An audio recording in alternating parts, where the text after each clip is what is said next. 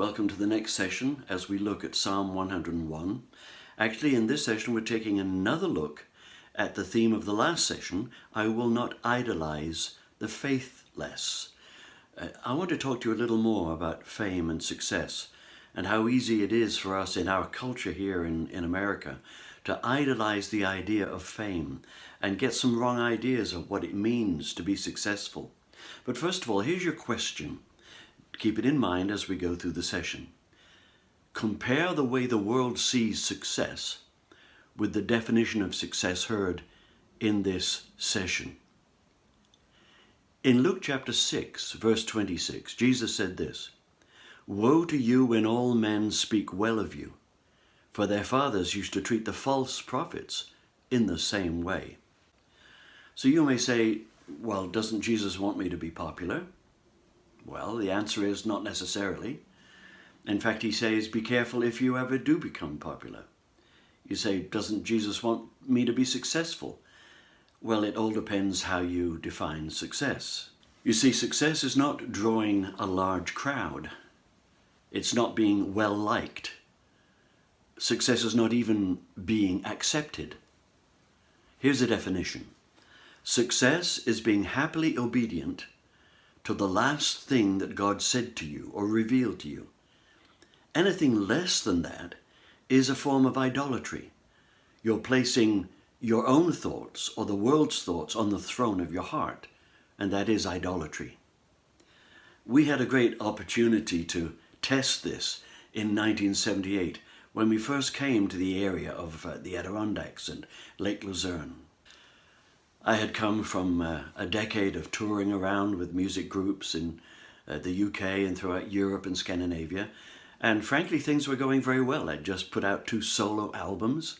And then we made a trip to Lake Luzerne, New York. And as we ministered to the people there, in the building that is now the King's School, or at least in a very small part of it, because that's all that existed in those days, I heard God say to me, this is your place, these are your people, and this is home to you. But as we started to establish what we believed was God's next step for us, people that had known us before and had known the dynamic of our ministry previously would come to us and say things like, what are you doing? Why are you here?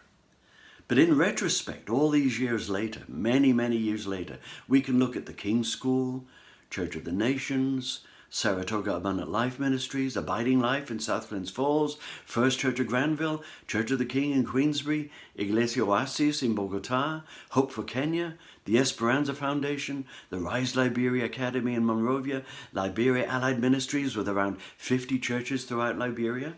And you can add to that all the great things that graduates of the King's School have done over the years as they've gone out into their lives, ministries, occupations, professions.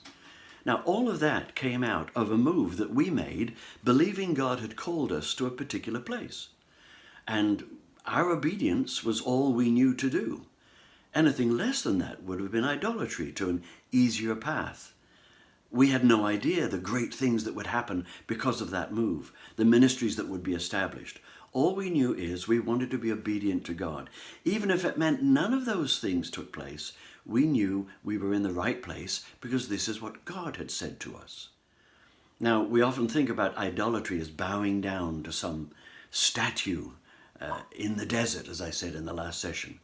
But we can idolize ease and plenty over what God calls us to. Perhaps he calls us to sacrificial service. I want to tell you a story about an uncle of mine. My Uncle Charlie went to Japan as a missionary in the Salvation Army in the 1930s.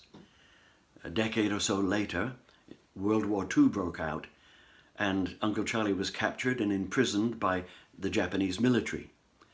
His wife and daughter escaped and made it to Australia and then home to Uncle Charlie's parents, my grandparents, in Scotland. Meanwhile, Charlie endured torture and beatings. And after he was freed, he returned to the UK and took the train north from the south coast up towards Scotland. And it stopped in Newcastle, where our little family was living at that time. And my father ran to the station knowing that the train was going to stop over for quite some time. And my father and his older brother, Charles, They walked the streets of Newcastle, as my dad shared with him that Charlie's wife had died only 10 days before his release.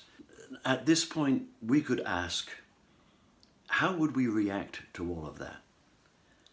Would we say, well, forget this whole thing of being called to Japan? Forget ministry. But as I've said, there's only one throne on your heart. And there was only one throne on my Uncle Charlie's heart. It was the call on his life. And the question is, at a time like that, are you going to be faithful to the call on your life? Or are you going to idolize security, the easy path?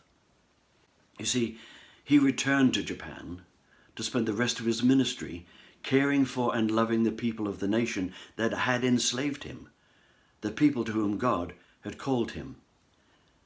In my book, that is success, faithfulness, deciding at your age that you're only going to serve the one in whom you have placed your hope, the Lord Jesus Christ. And you're not going to look around for easier paths or even those things that seem more popular and more acceptable to your culture. But rather you're going to say, no, there's one throne and one king on that throne, and I will follow him.